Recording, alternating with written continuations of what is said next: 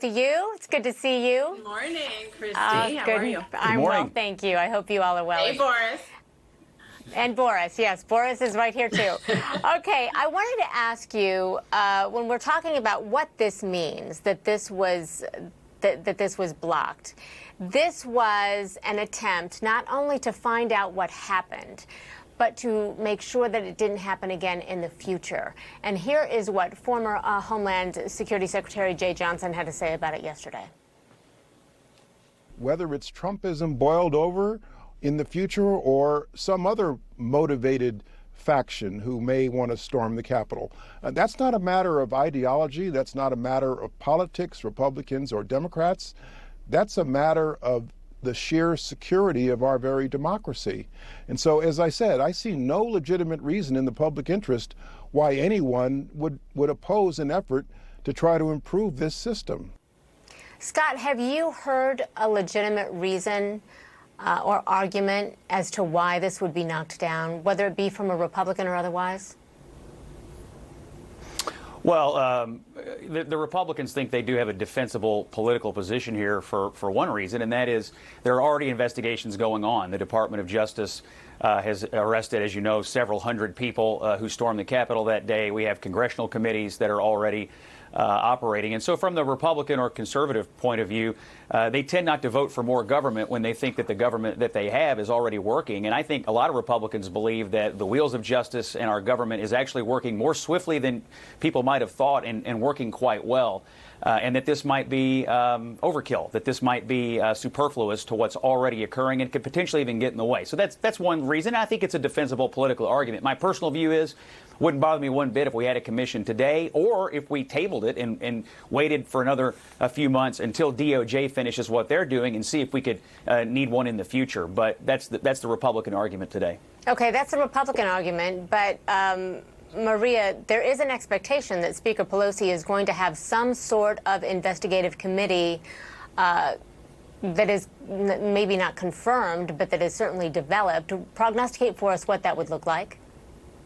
Right. I think that she is going to focus on putting together a committee to investigate exactly what happened, and to Secretary Jeh Johnson's point, to make sure that it never happens again. Look, this was an attack on our democracy. This was an attempt on the lives of our members of Congress, Republicans and Democrats. This should not be a partisan issue. Scott talks about the talking points of a, quote, defensible position for Republicans, but I'm sorry, they are lame. The investigations that are going on now in the Capitol are not going to delve deeply into the reasons why this happened, into who knew what and when, into what kind of organization was going on for these protests and what happened to make them riots and to make them turn into an insurrection. And the issue is that Republicans do not want to know the truth. They want to sweep the truth under the rug because they know that they are so connected with Donald Trump, who we saw with our own eyes was the one who inspired and called people to go to the Capitol to keep the to keep the members of Congress from certifying the election. They do not want this to be front and center for them as we go into the midterms. But guess down, to me, is not a smart political strategy, because it's going to be a huge reason why this is going to be front and center. Why don't they want to protect our democracy? Why don't they want to protect the Constitution and to make sure that this doesn't happen again? Okay, I want to move over to the president's infrastructure plan and really his budget for 2022 when we're talking about some of the headlines that came out yesterday after this was announced. USA Today saying President Biden's budget proposal projects debt rising past World War II levels. Money is cheap. Let's spend it. The White House's $6 trillion budget message. And then this one, Biden's budget blowout predicts years of Obama-level tepid growth. Politico going on to say some analysts suggested that the administration's essentially admitting its proposed surge in federal spending won't actually boost the economy much at all. Maria, is this fair criticism? I mean, what is the reality? Middle America is going to feel some of this. The reality is that we are at an inflection point in history, Christy, and that the kinds of investments that the administration is focused on in this budget plan and in the plans that he has already put forward are focusing on boosting not just the middle class, but workers, investments in the country, infrastructure that supposedly Republicans were interested in.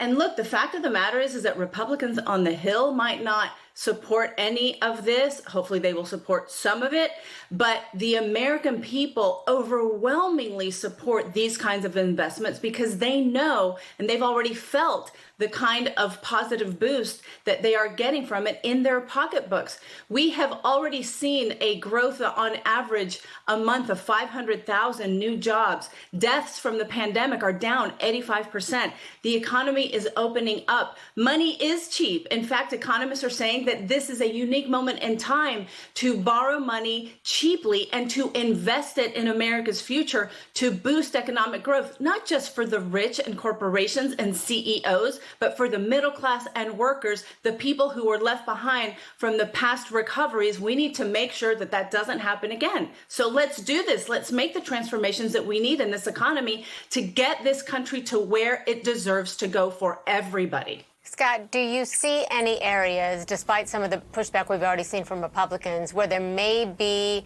elements of this that could have more bipartisan support and they could embrace some of it? I mean, typically Republicans wouldn't embrace a Democrat president budget and vice versa. And of course, presidential budgets are aspirational. And I think Joe Biden's aspirations here are obviously debt deficits and runaway inflation. I mean, yeah, money is cheap. And you just turn on the printers and print some more. I mean, if you've been to the grocery store lately, if you filled up your car with gas, you know that inflation is real because of all the money that we've printed over the last year. And now Joe Biden wants to print more. It's also going to mean higher taxes on people. So I think bipartisanship on this, Christy, is unlikely because we're on our way to an epic clash between liberals and conservatives over how much debt and deficit should we have, how much inflation can we tolerate, and how much can we raise taxes. I think this is going to be a huge argument that plays out not just in the 22 midterm, but certainly in the race for the White House in 24. This is a real ideological argument. Sure. What do you say, though, to people who argue that Republicans weren't too concerned about debt when President Trump was in office?